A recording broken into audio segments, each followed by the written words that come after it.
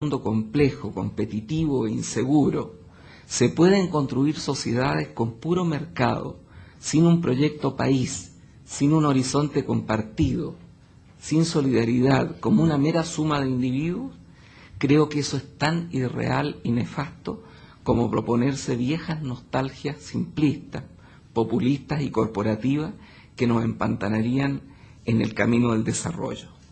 América Latina requiere enfrentar el cambio de la sociedad del conocimiento.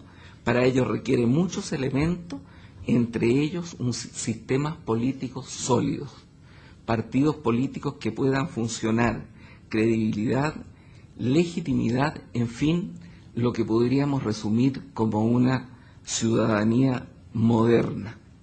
Eso es lo que yo podría agregar, presidente.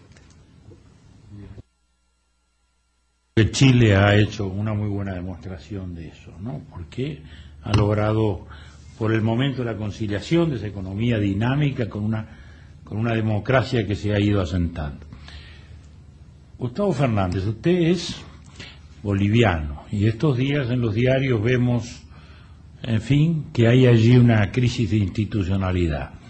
No le voy a preguntar sobre la crisis en sí, pero sí que nos cuente qué está pasando en su país, y porque todos sabemos además que Bolivia hoy representa algo que va mucho más allá de sus fronteras.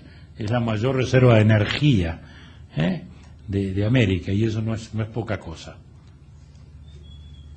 Gracias, presidente. Sí, efectivamente, en Bolivia cristalizan de manera dramática los temas que discutimos a lo largo de nuestro taller. Allí se configura una crisis política severa, que los bolivianos tratamos de ver más en el componente de oportunidad que de riesgo o de peligro que tiene este momento. Los componentes de la crisis se pueden describir rápidamente. El primero es la recomposición del sistema político. El sistema político boliviano que condujo y orientó apropiadamente los 20 primeros años de la democracia boliviana se agotó. Recomponer ese sistema político es la principal tarea que mi país tiene. Desde luego, los partidos que allí se organicen en ese proceso no tendrán las características de los partidos del pasado, tendrán que acomodarse a las circunstancias nuevas de la presencia de actores sociales y medios de comunicación en el escenario de la intermediación política. El segundo gran tema de la agenda boliviana es la inclusión de los excluidos. Uno de los problemas más graves de la estructura social de mi país fue la exclusión de los pueblos indígenas, exclusión que tiene cerca de 500 años. La manera de terminar con ese distanciamiento de una parte fundamental de la estructura social boliviana es un desafío que simplemente no puede postergarse más tiempo.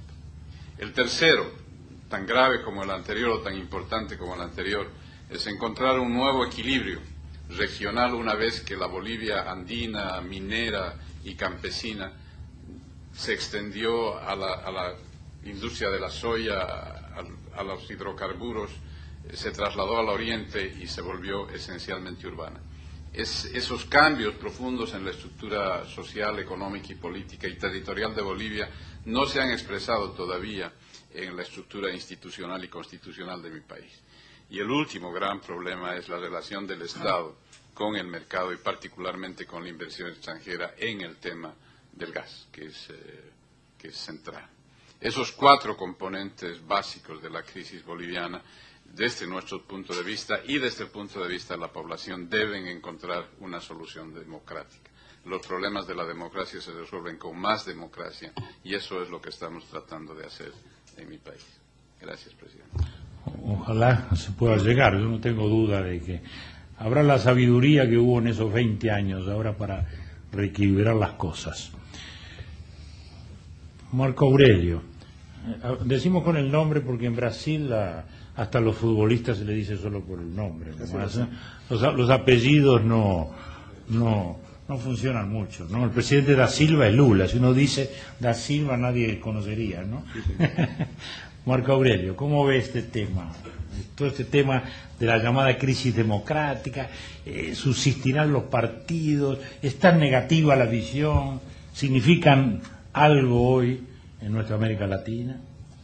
Bueno, presidente, en primer lugar, querría expresar aquí mi reconocimiento, y creo que lo hago en nombre de todos, a la acogida que los dominicanos, como siempre lo hacen, nos ofrecieron, y lo hago en la persona del presidente Leonel, nuestro amigo, y un hombre cuya administración está siendo mirada con mucho interés en toda América Latina y particularmente en Brasil. Creo que una de las cuestiones que aquí apareció en nuestra discusión es que pese a cambios sociales importantes que ocurrieron en América Latina, resultado incluso de políticas públicas que es distintas, pero con la misma intensidad fueron aplicadas en nuestros países, pese incluso a una mejora de la situación económica, hay sin embargo una demanda de transformación social y económica muy fuerte. Parece que en la medida que nosotros avanzamos, las demandas aumentan.